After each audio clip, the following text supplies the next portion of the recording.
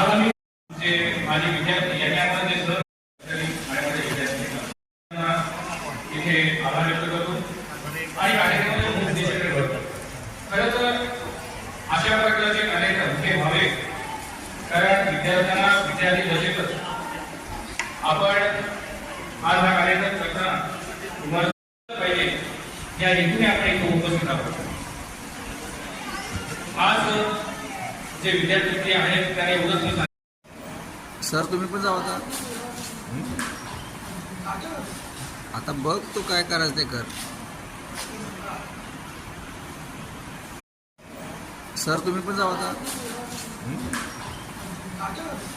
आता बघ तू काय करायचं ते कर. सर तुम्ही पण जाऊ